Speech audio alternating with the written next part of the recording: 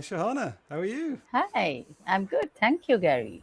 And how are you? I am doing and being very well in this moment. And thanks, everybody out there. You might be watching us live, watching us on YouTube, LinkedIn, or on Twitter as we're going live today, 3 o'clock UK time on the 26th of July. And we're going to go exploring again today. And we've got two more incredible guests, Johanna. And I'd love to, see where are you at the moment? And maybe do you mind sharing with us a frame for today's beautiful exploration? Hmm. Thank you, Gary. And I'm really looking forward to today's conversation with Dawna and Zena and the collective dreaming that we are going to step into, collective imagining. But just to set the context for our campfires and what we are um, dreaming about, as we step into these conversations. Just a bit of an intro for everyone listening out there, and good afternoon, good morning, good evening, everyone, whoever is listening in to us. So, as we know, 4 billion years of evolution later, we are at a cusp, a point of transition, the great turning, and we are nearing planetary collapse. Species are vanishing at an alarming rate. Obviously, it's evident to everyone now that the narrative running the show is no longer making sense. And we have to collectively weave new narratives, multiple narratives that reflect the many truths of a spectacularly diverse and abandoned planet. Stories that spring from realities beyond the human, more than human, and unshackled from the old machine metaphor of organizations. We would like to dream and reimagine organizations as living systems, spaces for thriving and flourishing, healing systems that can bring life back to this planet, that can heal the planet and our planetary world. They are, let us imagine organizations as imaginal cells carrying the codes of the metamorphosis of the future. And organizations that dare to break free of the matrix, the old matrix, become weavers and wayfinders of planetary healing and make emergent future possible. So, as heralds of the new narratives, how would we imagine, dream organizations to function? What would such organizations feel like? And what would be the operating principles, the new OS of healing organizations, of the future organizations? So, welcome everyone to this conversation of collective dreaming together. Thank you, Gary. Thank you, Shahana. It's so beautiful and poetic and inviting for every single one of us. So let's bring on Donna and also Zaina into the conversation. How are you both? Let's start with Donna. Maybe we'll go into a little round just to check in. So let people know, Donna, who you are, what you're up to, and then we'll go to Zaina. And then we'll go into some free flow after that. Thanks very much. Thank you both. Thank you, Shauna, for a beautiful intro. A couple of words there strike me, one of which is healing, the biggest one. That's the one I think that resonates. I have been working in the field of basically reconnecting our decision making back to caring about people and planet, and particularly the ecology of the wider system that supports us all for a long, long time. We won't say how long, but for a long time. And now I'm doing it through the lens of decision making. And right now, putting together a program called adaptive decision making, which is a way of adapting how we make our decisions to take into account both the context that's changed, because some people actually don't think it has changed, but in a way in which you can actually use those deeper skills that everybody has. So that's the focus that I have at the moment. And I'm delighted to be here and explore with all of you. Thanks. Tina, Thanks over so to much. you. Hi. Gosh, how long have I been exploring this? A bit like Dawna. It feels like forever. Actually, I think my kind of career started at the police, and so that's very much kind of the life and death sharp edge of kind of and working mostly with the shadow side of the systems and the breakdown of them and the trauma. Really, I think that I didn't realize how much our societies were traumatized. So, you know, I very much kind of connect with Dawna when she talks about the healing. And I think kind of moving away from this kind of sense of the polarities of right and wrong and everything else, and starting to actually understand a much deeper aspect of what's going on in the world in terms of how do we get here. I think for me, finding the connection of the ancestral traumas that we've been through, the wars, you know, the colonizations and all those kind of things, and that's what we're going to be talking about today, and how that lives on in us in the way through trauma we've survived those things by creating patterns, and that the way that we're operating, and how challenging that is to change patterns and change. I mean, we talk about changing our thinking, but I think for me it's much more kind of, we've been naturally programmed, if you like, from such a deep cellular level to be able to survive in the systems that operate into which we were born into. So I think that's where my interests lie, in terms of how do we, you know, work with a much more conscious sense of what's happened, where our connections are into those systems, and what perhaps we're being loyal to that we don't realize, in order to belong. So that's been my exploration. That's the, you know, I have an personal interest in supporting kind of executive coaches and leaders who want to reimagine, rethink work and the way that they operate in the world and the way that they lead, but also doing things, you know, not just thinking about kind of organizations, but also thinking about societies and communities as well.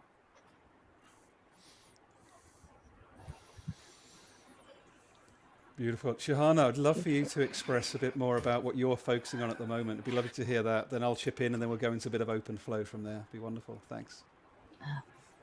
Thank you. Thank you, Dawna and Zena.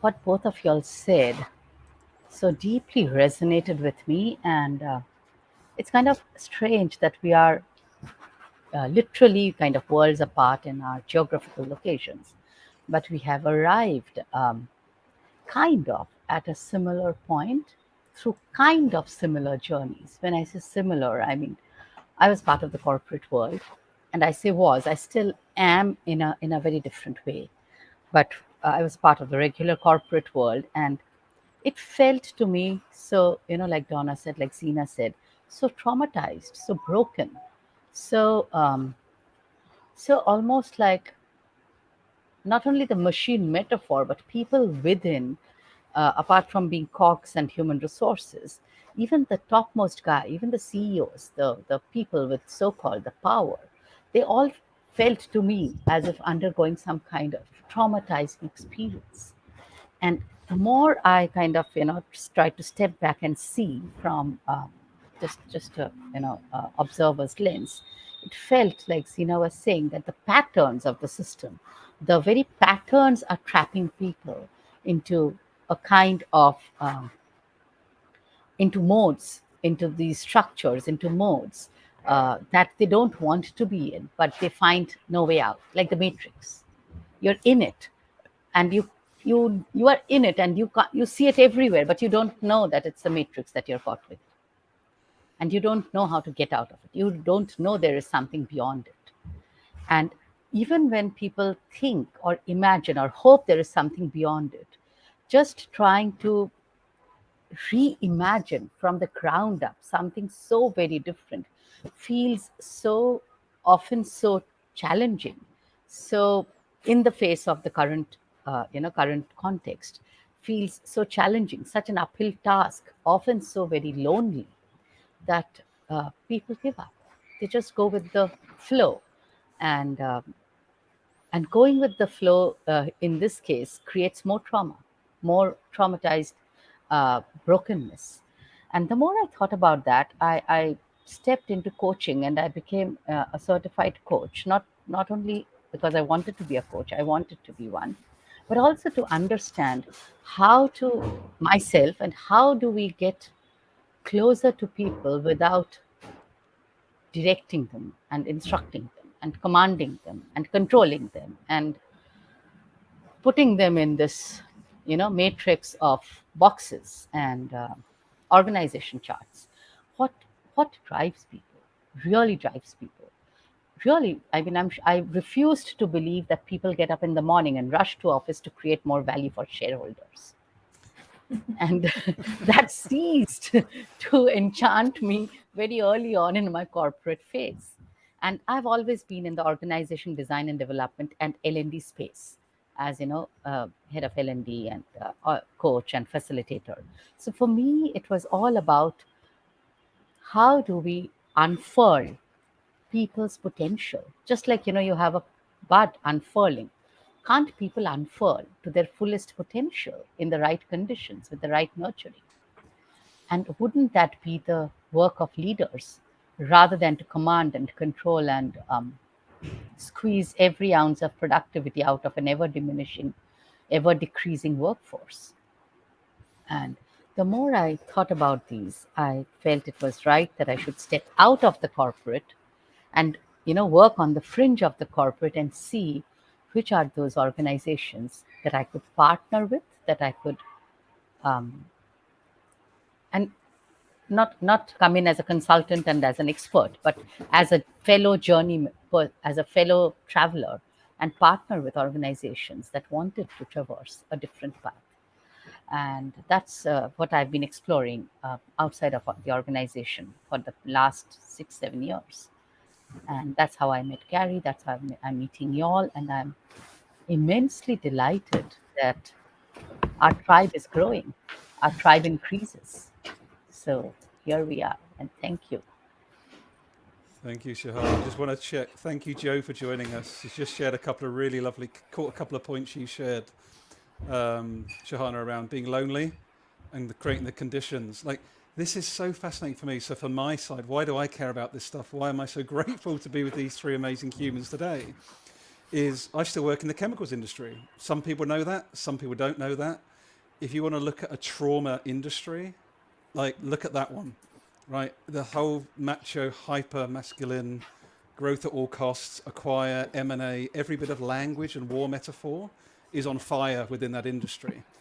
However, taking what each of you have shared, it's definitely an entanglement, and Sahana speaks to so beautifully as well. Like, I know from working inside of the industry how much pain is there, how much self-worth is being attached to the job. Keeping the kids in private school. What if I don't get the next bonus? I promised the kids the holiday.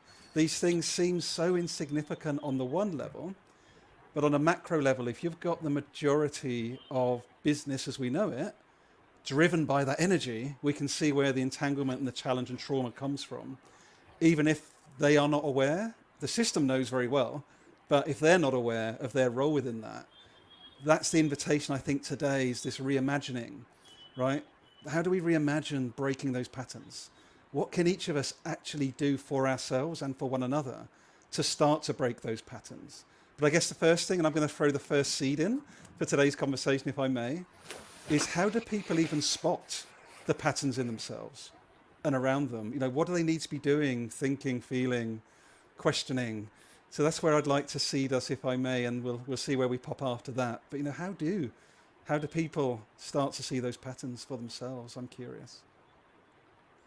You want to lob that to anybody in particular?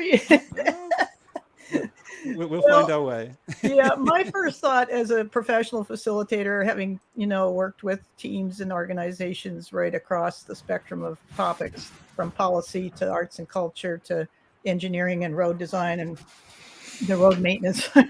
We're all human. That's the fundamental of it, and we all have patterns. It doesn't matter whether it's parking in the same place over and over again, or whatever it is. There's patterns provide us a level of stability, and from a neuroscience point of view, that's the same for decisions.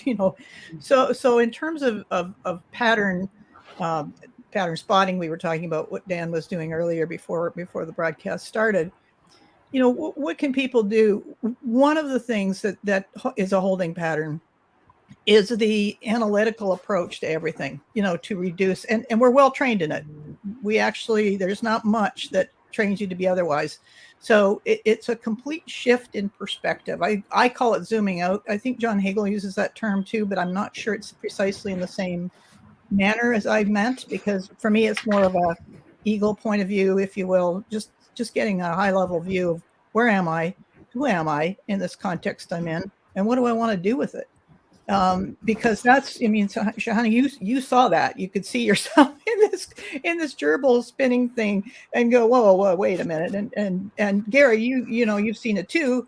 And you know, different choices emerge. And that's it. There's nothing judgmental around that. It's just to observe, I'm in this pattern. What do I want to do with this? How can I use it? And of course, that's why I frankly got excited about the pandemic, because it broke every pattern. And it gave a huge opportunity for companies, for people in their home lives to reconnect with what matters, to reconnect with their values. So my short answer would be use any interruption that you can to rethink and reinvent in the moment what it is that you want to be doing with your life, and how it is you want to be putting yourself forward. I think it's one of my favorite quotes. I've got a few of them, but one of them is Joseph Chilton Pierce saying, "We have within us a deep creative talent that is only released under the conditions of adversity. When the going gets really tough, that's when we don't get desperate, like many decision makers did, which was really sad. We don't get desperate. We get more creative about how we do it in a way that benefits planet, people, social cohesion, and all that." So that's precisely what tilted me toward the adaptive decision making, was to start tilting these difficult places into opportunities for expansion. So that's a bit of a long answer, but the short answer would be being aware, getting a shifting perspective is transformative.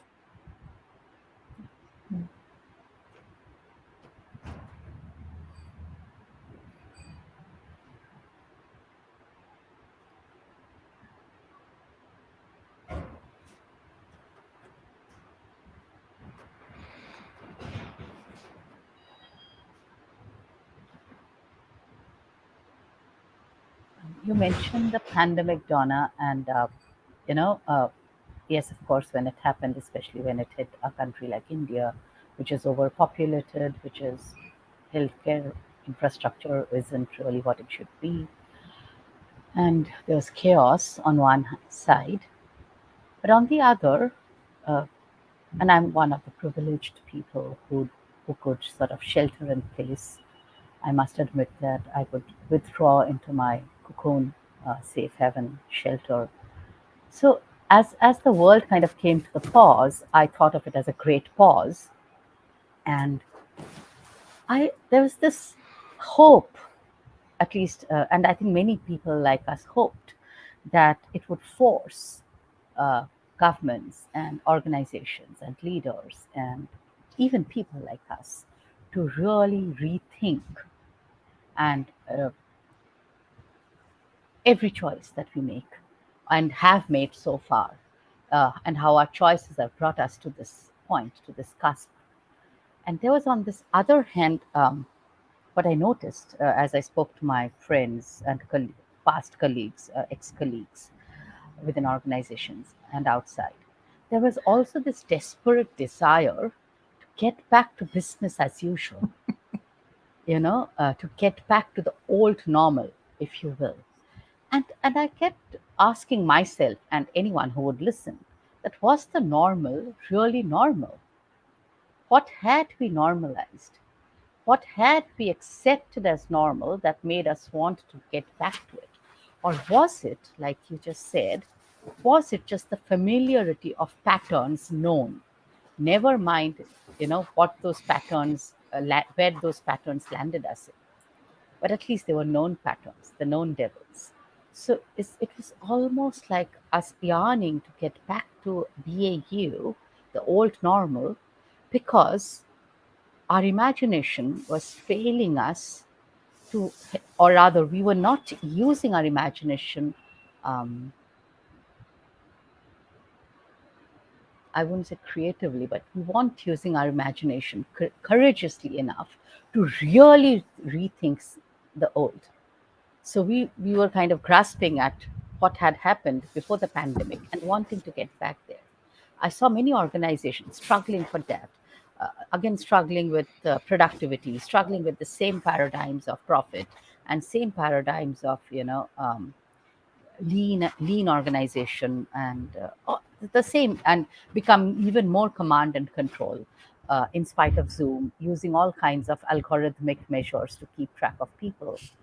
And I was just so disappointed on one hand, and I also found on this simultaneously people who saw this pandemic as a sign of break, as a point of discontinuity, and were willing to step into this void, this liminal space of the unknown. And those are the people I think we are coming together now to sort of swim in the void, to stay in the liminal space. And that's what gives me, I would say, joy, hope, and yeah, willingness to step into more and more such conversations. Yeah, it's well said. I mean, first of all, the run backwards is a indication of the tension between certainty and uncertainty. You know, if I'm absolutely confident, or if I feel safe in certainty, then uncertainty looks like a threat. But if your security is bound within, if you have trust in yourself and your capabilities, then uncertainty is just a new frontier. It's not anything. It's not an enemy. It's not a threat. It's the opportunity. And so without that tension between certainty and uncertainty, there is no growth. There's stagnation. And I think some of what you're absolutely, that observation around running backwards was really tragic, because there was so much that could have been done. I mean, the innovation tweaks, like more was done in 7 months than happened in 7 years was the summation of that experience. And then it kind of dropped back to BAU, business as normal, business as usual. And we lost that edge. And I think that's the edge we have to keep, is that uncertainty is not a threat. It's the opportunity to really grow and expand into new possibilities that we actually don't, we've got so much work to do on supporting this planet and continuing to support us, for one. We have a lot to do to repair the social dissonance that took place, regardless of which government, regardless of the decisions, but just that confidence in governments that are actually not very capable of making decisions on these kinds of issues. So I think the third thing that comes to my mind is that organizations, for the most part, have been trained to look backwards. They look backwards for budgeting is a backwards focus. There's a whole lot of processes and practices in companies that are focused on the running backwards, and yet, in order for us to use bifurcation, in order for us to use the gaps, the breaking of the patterns, you have to be focused on ahead. You have to be looking at, what do I want to do? How do I want to create using this break in the patterns? How can we use that to become better, both at being humans at a personal level and at a company level, to serve a much higher purpose than just making money? How can we regenerate our natural systems? How can we regenerate our internal workplaces so that they are actually human, and don't treat people as resources, but see people as fundamental contributors to the future, the formation of the co-creation, essentially, of the future, to use a term that people, I think, for the most part, are familiar with. And I think for me, it's about being curious about ourselves as well. I think, when I first kind of noticed a very significant pattern in the leaders I was working with, and it would have been probably about 2004 or something like that, I think. And I started to notice, because I worked in change, that they seem to get to a threshold of of what I would say transformation, and then they diverted off into something else. So they would leave the organization and go and set up somewhere else, or they would do something that would mean that they wouldn't go through the transformation. They would stop at change and not go through transformation. So, when we were at that edge of culture change, when we were really, we'd kind of put all the foundations in place for that culture change, and then they wouldn't. And I was starting to get really curious about that and noticing it as a pattern, because I think that's the first thing, is noticing the patterns, isn't it? And I think for me, we see some patterns that we think are normal, like, I get up every morning and I do the same things. But what about the hidden patterns? It's the hidden patterns, I think, that are really interesting. And those hidden patterns we can't consciously conjure up. Even if, as we sat here today, there are patterns within us that we don't know yet. We don't know they exist. We don't know where they show up. So I was curious about that, and I kind of went on a bit of an exploration. But one of the first things that I did, and I think this is trying to answer your question, Gary, about how do we work with those patterns, is not my first intention is not to break patterns, but to be curious about the pattern. So again, and that's just kind of holding it more lightly and being curious about what those patterns might look like. And the first thing that I started to wonder what my patterns were, having kind of watched these leaders, thinking, well, what I can see theirs, what may be mine. And so I didn't realize it at the time, but what I actually did was set up what I call a sacred container. What that looked like for me, and that could be different for different people, was to actually was to take time, an hour every morning, every single morning, as much as I could at the same time. So really early in the morning, to just sit with a pen and a piece of paper and write 3 pages of what I was aware of. So just kind of, free writing what I was becoming consciously aware of. But as I noticed, as I kind of got into that as a rhythm, I started to notice that that random things emerged, songs, music, images, clips from films. I mean, all sorts of different things. And instead of kind of pushing them away as like irrelevant, because I've got that space, I started to note them down without trying to work out what they were. And what I didn't understand at that point, which I understand now, is I was working with a deeper felt sense, because it was that part of my brain, if you like, the metaphoric, creative imagination that was sending me messages of where to look, where to go exploring. And I just explored them. So if a film came in my awareness, I would buy the film, watch the film, with no intention of watching it as a kind of in a conscious way, but just being in the film and just again noticing what I was noticing around the film. And even though some of those films may be films I'd seen before, I started to notice there were things about that film I'd not seen before, maybe hidden narratives in them, and I started to try and understand what the meaning might be without analysing it. And suddenly I started to see these patterns then kind of emerging, and noticing things that were not just in me, but noticing what was going on around me as well, and the way people were interacting with me and with other people. So suddenly this curiosity and speak to Dawna stuff about that zooming out was happening. Instead of kind of living life in a kind of in with it all that was happening, there was a part of me, there was a part of me that was still doing that, but there was also a part of me that was stepping away, going, what's going on there then? And the curiosity kind of really started to build without noticing sometimes the judgment, and starting to work more with, I'm not going to judge that, I'm just going to observe it, I'm just going to watch it. And then those patterns that I was starting to curious about, perhaps where did those patterns emerge from? And things that became less, those patterns I became less identified with those patterns, if that makes sense. There was a separation. So I could actually start to see them and then see the possibilities. So when something new was emerging, instead of kind of going down an automatic route that I would have normally gone down before, I was starting to kind of go, well, I could go down that route, but I can actually see more routes now. It kind of gave me more perspective and more options. And then we were into risk taking. Well, I wonder what might happen if I go down a different road. And what that might look like, and things then start to, to open up in a different way.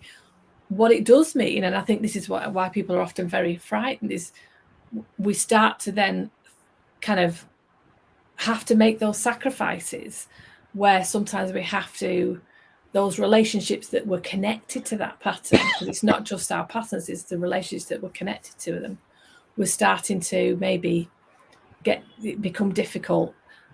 So some relationships ended. Some very close relationships ended. And that's often the painful thing, that when we're changing patterns, we have to make sacrifices around what we're now going to be loyal to, because suddenly we're becoming more consciously aware of what, embodying our values and what we believe in at a heart level, rather than fitting in and belonging. So, but that what we are risking our belonging by doing that in those places, and that can have a profound effect. And so, speaking to what Gary's talking about in terms of organizations, these people who are leaders of these organizations are in those networks, of social networks that they belong to, and if they start changing, if they start disentangling from some of these systems, they're going to risk their belonging. And so then there's a challenge and that happens as to whether they're going to do that, because obviously we can catastrophize about what that might look like, and we might lose our family, we might lose our friends, we might lose our children, we might lose that, that's the fear that kind of kicks in, that then keeps people stuck, is what I observe. But if we do it very gradually, very gently, it still gives us the options of manoeuvring, thinking, well, do I not want to go down that road and change that pattern, but I'll disentangle here. It just gives us much more control over those patterns and the disentangling of them. Gary.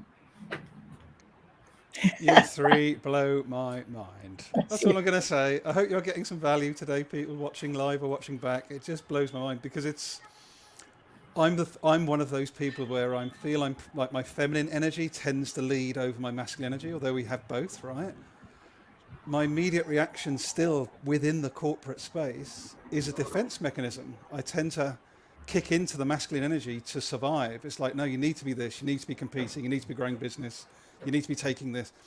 And then I sit in the space like this and I'm going, but this is where, as we spoke yesterday, Zana, my heart is in this space of healing and connection and facilitating us reconnecting to ourselves, right? And I think that's what's really coming up for me, is the invitation so far in this first 30 minutes to get really, really curious. Like, if the world doesn't look or feel like you'd really love it to, why is that? Is it the job? Is it your feelings? Is it the patterns of behavior? But I just think just that really simple little invitation, just to get curious about your immediate 6 square feet around you. Because I'm the first person, as you three know, to get lost in the big picture and systemic and racism and decolonizing, and that's all important, and it is. But I'm so clear that the more of us that come together, like the 4 of us and all of you today, with this healthy, exploratory, curious dialogue, that's going to ripple like crazy really, really quickly. And we don't have these ripples, and this is what's coming up for me powerfully. Where are those ripples of this type of invitation? Like in the mainstream or across, like they're happening, right? We see them all over the place, but how do they join? It's almost like, how do you get those streams of consciousness, of awareness, of curiosity? How do those streams find one another to turn into like the ocean? That's what I'm sitting in this moment as a metaphor in terms of the potentiality. Yeah, it's blows my mind, Sahana. Blows my mind. Mine too.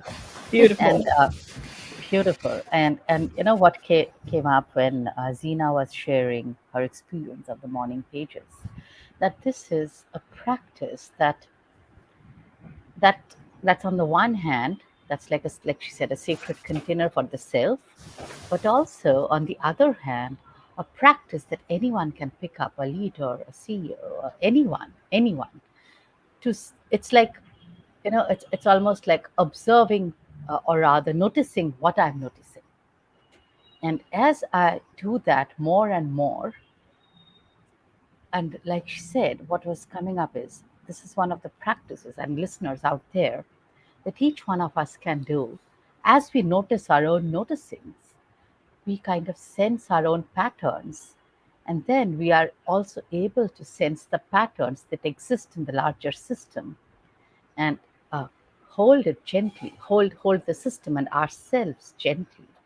And then we move from us versus them, I versus system, you know, the problem out there versus I'm not the problem, to noticing that there are patterns I'm part of, there are patterns that I've unconsciously helped to propagate, and there are patterns that either I'm part of because it helps me to fit in, it helps me to belong, or I've just not noticed it before.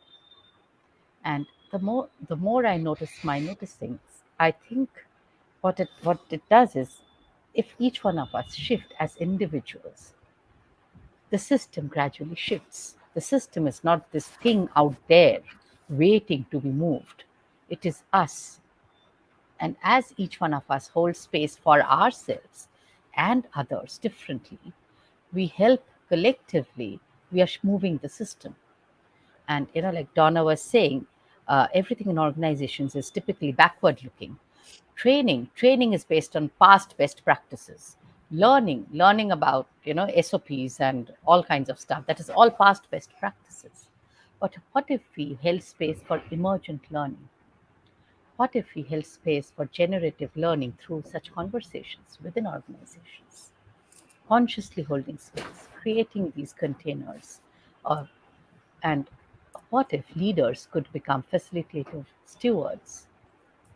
And what would that feel like? What would that look like? What would such organizations be like? Would they be more agile? Would they be more disruptive in the I'm not saying disrupt for the sake of disruption, but disruptive of their own patterns in a way that heals them and heals their community and the societies around them? I'm just thinking aloud, kind of riffing off what Zina was saying and Dawna said. But yeah, I think noticing our own patterns, because that's how I started, like 7, 8, 10 years ago with morning pages, and that led me to actually leave the corporate world, walk out of it, but still empathize with the corporate in the sense it's a story that's currently running the show.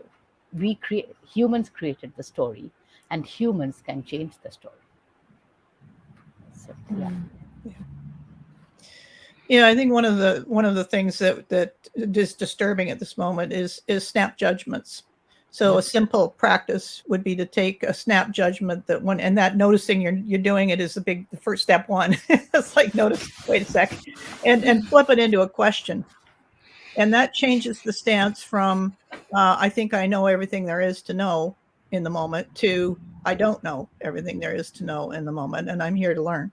And that's a very powerful reorientation that allows you to create with something with yourself in that moment, to create the edge, if you will, and get out of the, stretch that 4%, as Stephen Kotler talks about in flow states. Just push the elastic enough that you can move into a different way of seeing yourself, being in yourself, and advancing into a different perspective that allows you to be way more comfortable with the kind of chaotic moments that we had in the last couple of years.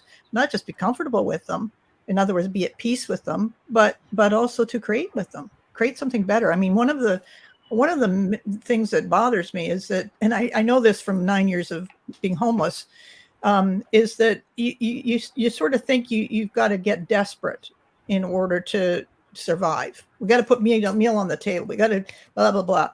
That survival thing. We got to survive at any cost. And one of the things I observed in my stretch of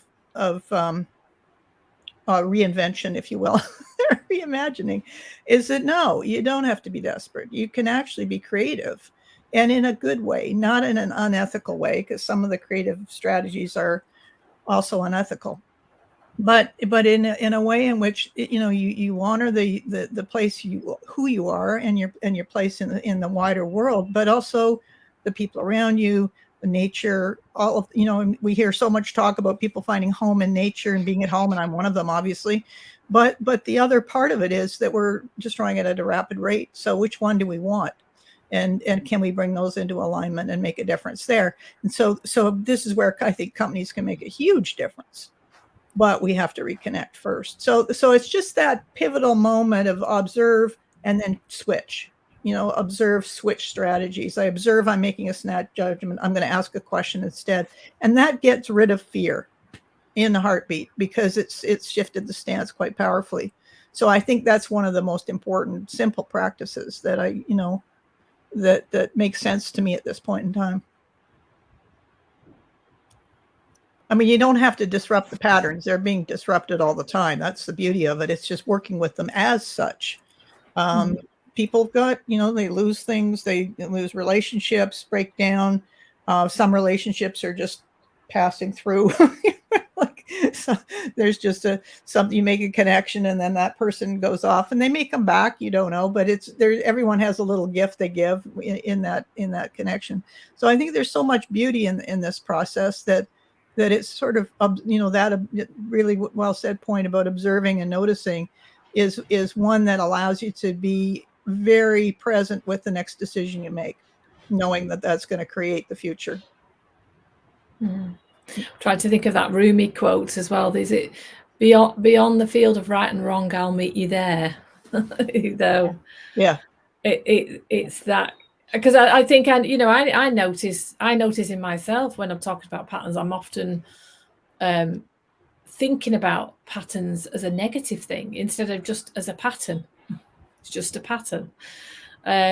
So in my experience, patterns have some patterns have emerged because I've been in a survival situation, because I've been in a traumatic situation where I've had to, in order to survive, I've had to do something, but then it's become a habit, because if you like, the trauma's not actually been healed. I wasn't put back into a safe, contained place after the trauma. So yes, there are some patterns that, served me then, but don't serve me now. But I think it's about valuing all patterns, whatever those patterns are, to start with, so we don't judge them and just kind of notice them. And again, I think, that's what Dawna's saying, is it's like just stopping that judgment. It's so easy for us to judge, and that in itself can be a pattern if it's the polarity pattern of right or wrong or whatever. But just kind of going beyond that, because I think that's where we live at the moment, in a very strong culture of division. Are you this or are you that? We found that in the pandemic. Are you one of those or are you one of these? And it's like, what if you're not one of any of those? So it's challenging if you don't live in the polarity world, because then everybody's like looking at you. You have that tumbleweed moment where they're confused, really confused. Because again, that's another place, isn't it? We hate being confused, but if we allow ourselves to be confused, just to allow that confusion, because in a change, in a transformation, confusion is part of the transformation.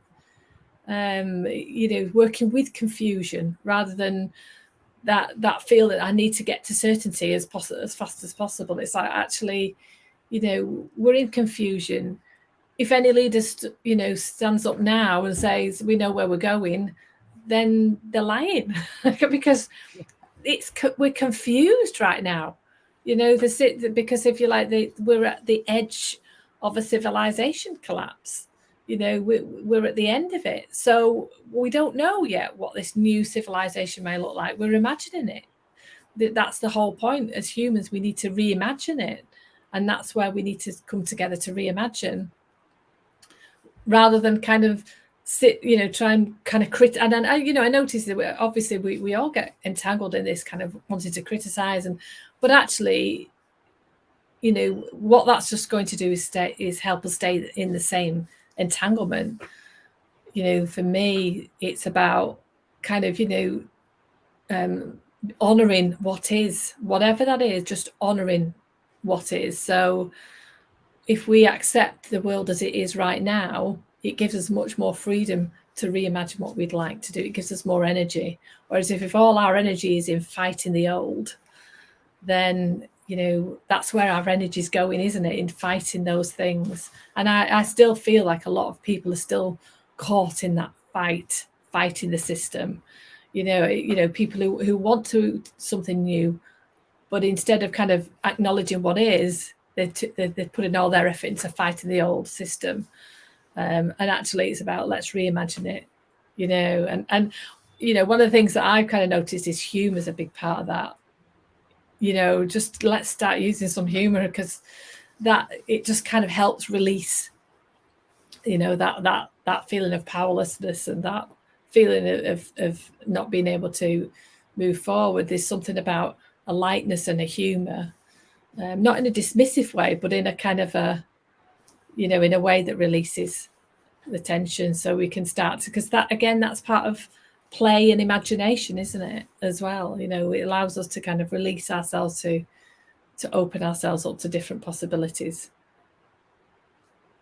Yeah, I've noticed that George Carlin is making a big comeback in there's been a lot of him, and it's his irreverence that I believe captures the sentiments of a lot of people. It's just like, he's just got this lovely way of being completely irreverent. And I think, you know, that attitude isn't a bad idea when it comes to old systems that are really making and doing more harm than good in a whole lot of ways. It could be argued are doing a whole lot more harm than good. So it's just that moment where we don't believe that this person or that particular expert has the answers, that the answers, we have to kind of blend, ask our questions, look at the expertise, look at what's around us, and then make a decision accordingly. I think that's where, you know, I totally, the humor side of it is huge, because that's where you get the objectivity. You know, you can't have humor without some level of objectivity, emotional objectivity toward the situation. And there's a lot of power in that, in the sense that it gives you the capacity to set aside your emotions for the moment and just appreciate the moment. And that I think is very reassuring in a way.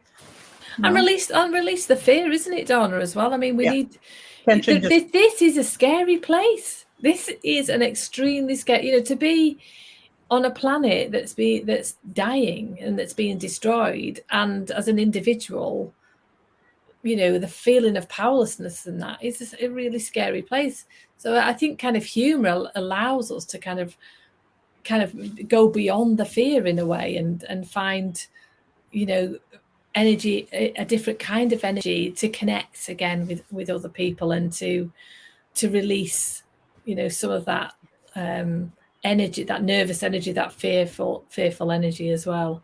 Because you know, that's part of the survival aspect, isn't it? The fear often makes us cling on instead of let go. You know, we want to cling on in fear. We want to grab hold of instead of surrender. Yeah, fear and uncertainty are quite entangled in that sense. You know, it's just, I remember facilitating a group of doctors way back many years ago now, when the sector was changing here, and then there was a bit, and one of the doctors said, "Can you just tell me when the sands of change will quit shifting?" And I thought, wow, I can't. No. It's sort of like one of those, get used to it. Here we are. And this was a minor shift.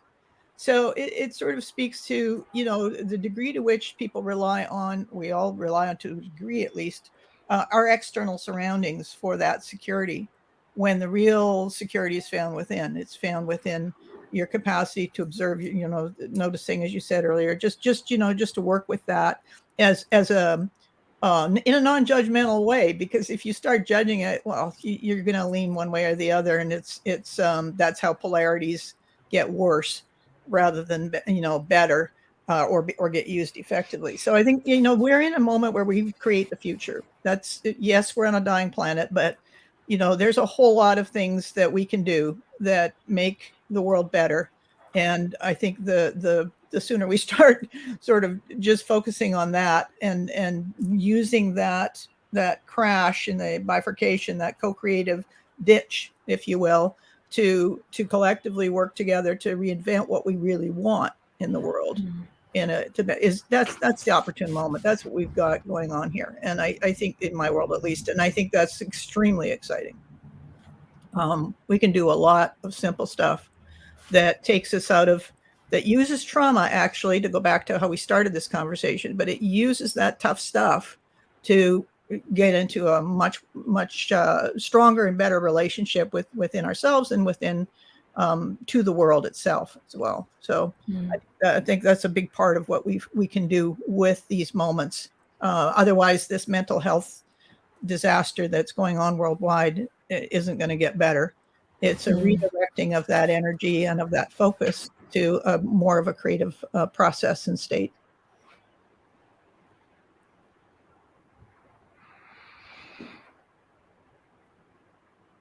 Gary, Sahana.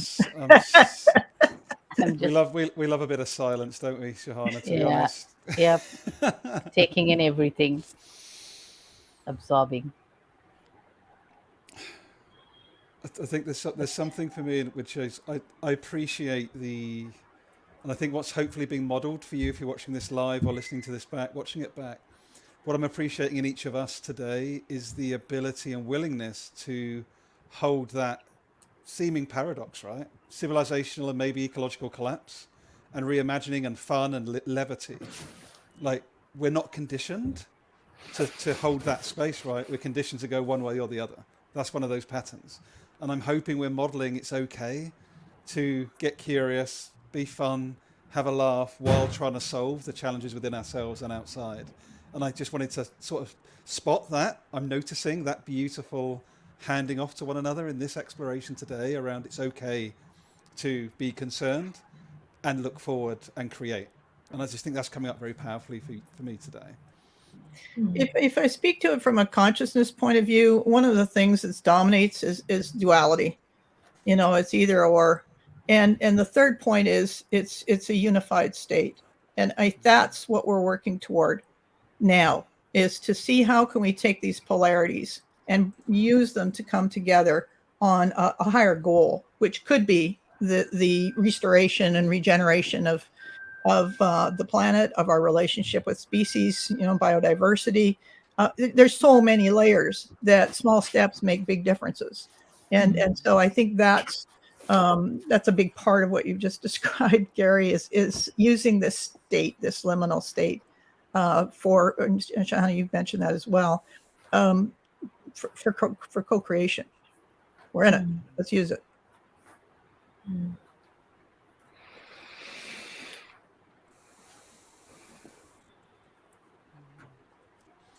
Now, of course, the part that goes with that is it takes a lot more courage to step into that zone, the tensions between the polarities, than it does to join one of them and point your fingers at somebody else. It takes much more courage to do that. It takes a lot of moxie, but it also takes vision. And I think the other part of this process is to, and I'm a process nerd, you can tell, but the other part of this process is, instead of, sort of looking back on, gee, we wish things were the way they were, and, that fatal attraction to the past, the old normal, as it were, is that redirection of focus and stepping into having the courage to step in. Because I remember hearing a conversation, I think it was Brad Pitt was talking about being an actor, and what he said was, when you dive deeply into, in his case, his character, read it as yourself, you don't know what's going to come out when you're in the moment. You don't know what part will, and I think that's the undiscovered, unexplored part of human potential and human creative talent. We're not sure what we're capable of fundamentally, and there's a whole lot that we're capable of that doesn't look like destruction. I mean, I think we've really mastered the art of destruction quite well. I think now we get to focus on co-creation and more of a cooperative, collaborative, whatever words you want to use, but it's I've called them C words. I've got a lot of C words that I work with, but it's just that idea of, shifting our orientation toward being better in and for the world. That's what we're here for at this point in consciousness. I remember reading a quite a long time ago now, work around courage, and I remember they talked about the word courage means heart. French. And the original usage of the word meant to speak wholeheartedly. So to speak your heart, or to put your heart on the line by sharing it openly and embracing all of the vulnerability of that for the purpose of true, authentic, heartfelt expression and connection. And I think kind of, you know, coming from the heart in today's climate is a rebellious act, isn't it? You know, that's another thing that they talked about. I think I'm trying to think who it was who said this. I think it can't remember. It was I remember a lady who I came across who'd written an absolute beautiful website called the IVC, and she talks about the need for courage in today's world, and but relating it to the heart. And I thought that was a really beautiful way of looking at the world with everything that was going on. It is, and I recall when I was facilitating something, you know, there's this list of actions. Let me put it this way. I'll just reverse that comment for a moment. Any company that is wondering why it's got lots of action ideas and they're not getting implemented, it's because of the heart. The heart is, there's no, you know, is it half-hearted? Is it full-hearted? Or is there absolutely no energy behind it? And those will be the ones where they've got a long list of to-dos and they can't understand why they're not being implemented. And it's like, well, you haven't got heart in them. There's no connection between why would I put my energy and effort into that. You know, if I don't, there has to be reciprocity. Otherwise you get burnout. People, that's where that comes from. It's just too much heart given and not enough restored. It's energetically speaking through that lens. So, you know, that heart conversation is a big part of why are some things getting implemented and other things not. You know, why are people engaged and not? You know, there's so many layers organizationally and societally that can center around where's the heart energy, what's the dial, you know, on the on that. Yeah, and just even I suppose asking that question is, how much is your heart connected to this? Because I think it's a very courageous thing to be able to be clear about saying, actually, no, my heart's not in this anymore. My heart's not, you know, or I've not, no, my, you know, I'm not, because I think we kind of feel that that's a bad thing. You know, that's where the perpetrator pattern comes in, where we might be, you know, seen as being, that's a bad thing. And it's like, actually, it's a courageous thing. And actually, it's a good thing if someone's being really honest about that. And I just wanted to shout out, remember the lady's name, it's Jamie Walters.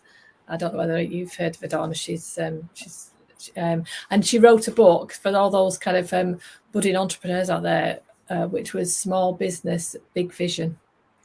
It's a really beautiful book. So yeah, I think kind of being honest about that, and I think a lot of people don't know whether the heart's, because we don't really work with the heart, do we? We're all very much in the head. We don't work with the heart, and yet if we do, things really do shift and change. Yeah, it's the fuel. Period. Yeah. Sahana, I think we're going into our beautiful wrap up and check. That's 55 human minutes. Not aardvark minutes. Not armadillo minutes. Well, we know time's a made up construct, right? But based on what we've been taught, 55 minutes is pretty quick. Like, where's that gone? So I'd love to invite sort of check out, if we may, just do a round of checking out. You know, how are we feeling? What have we taken away? What have we been reminded of? Anything that comes to your heart or mind as we check out. And thank you anyone that's stayed with us. I think a few people have. And yeah, let's maybe start, if I may, with Zaina, Dawna, Sahana, then myself, and then yeah, just love to hear your thoughts and what you're taking away, how you're feeling, what's going on for you. Cheers, Zayna.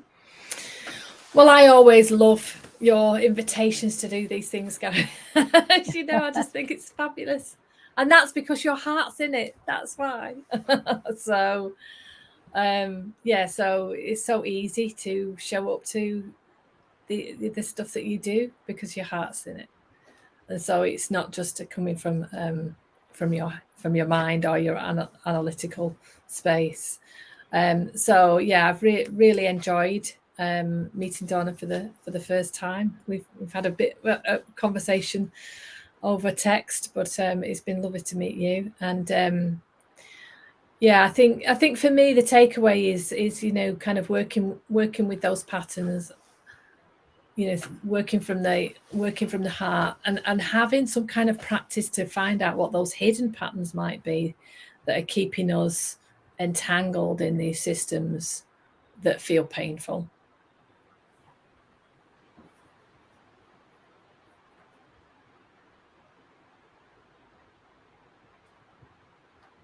Sorry, is it Sahana? It's you. Oh, You go. oops. So what I really appreciate is that we started a conversation around trauma, which sort of had a pit in the stomach feel to it initially, but the arc has been to arrive at a place where we can use, we can all use this work, this experience for a co-creative, for a creative purpose. At least that's how I would craft it if I were writing the story. And I'm really delighted to have this conversation with all of you, because I think more of these conversations need to happen. I'd love to see these happen in the C-suite. I'd love to see these happen across this, like a mixed up thing where you get people across the organization having conversations, because systems drive patterns, and patterns sustain the systems that they're in. And from a business point of view, where there's a lot of damage being done and a lot of leadership that could be shown, I think that's the place I'd like to see more of these conversations taking place, because it gives people a renewed sense of hope. I mean, we have so much within us that we're not tapping into, and I think hope is a big part of it. Not in the religious sense at all, just in the human spirit sense, just in a renewal and a revival of the human spirit. So thank you for organizing this and having me on. Thank you, Dawna. Thank you, Zina. I'll just wrap up because it's been incredible. What I just want to wrap up with is, and what Zina said, Dawna said, brought all of that up, is working from the heart, working in a heart-based, from our source, from the heart, requires us to tap into our hidden wholeness as individuals, as organizations. And each one of us have that hidden wholeness. Each one of us has that. What has happened is, because of the structures, the systems surrounding us, we lose sight of that hidden wholeness. And this is from Parker Palmer's book. I love his books. I love his book, where he talks about this tree. An oak doesn't want to be a beech. An oak doesn't want to be something else. An oak is an oak. And it doesn't say, oh, am I thin? Am I fat? Am I tall? Am I short? Are my arms quite right? Are they shapely enough? No. They are what they are, and they hold their hidden wholeness with absolute stability, with that belonging to themselves first. And I think as individuals and as organizations, we've forgotten to tap into our hidden wholeness. Even organizations have that wholeness, with what Frederick Laloux calls the evolutionary purpose.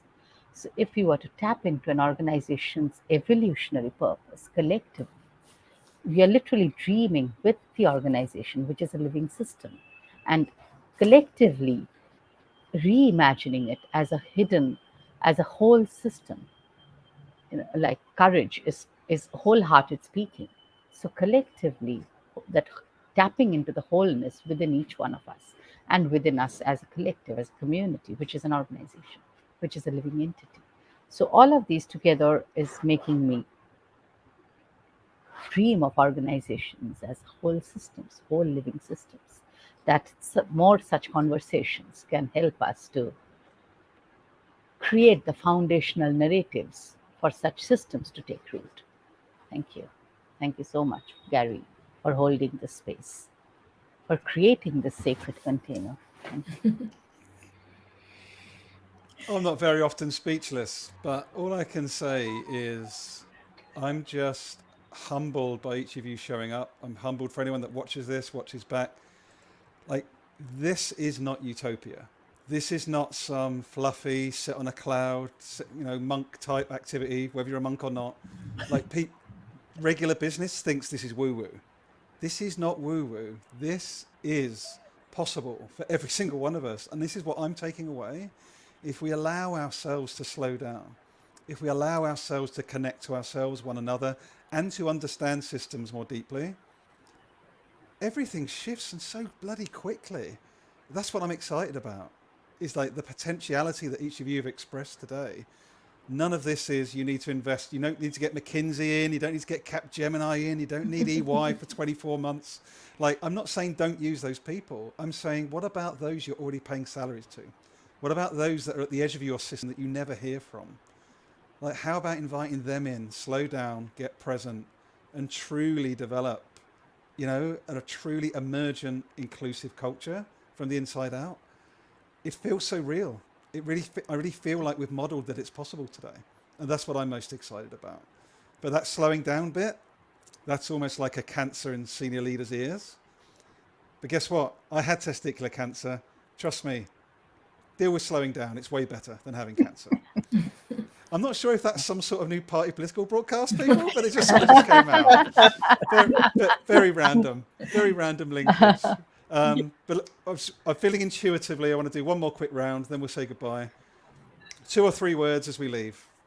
Popcorn style, starting with Dawna. 2 or 3 words as you're checking out. Yeah, I can't quite do 2 or 3 because just something you said triggered. Woo-woo is the file that they put everything they don't understand in. Yeah. So, 10 years ago, quantum physics was in the woo-woo file. It's not anymore. So it's gotten out of the file. It's like, oh, so this is the exciting part, is that little file called woo-woo is one by one, we'll pluck out the concepts that got tossed in that file and take a better look at them and understand that the soft skills that the C-suite is so afraid of is actually, they're much harder to master. That's why they are called soft skills, because we can dismiss them that way. But the real part of it is stepping into the soft skills, because that's where the leadership is. That's where it sits, in the thick of that. Head up. For me, I would just say, just start to observe what you normalize.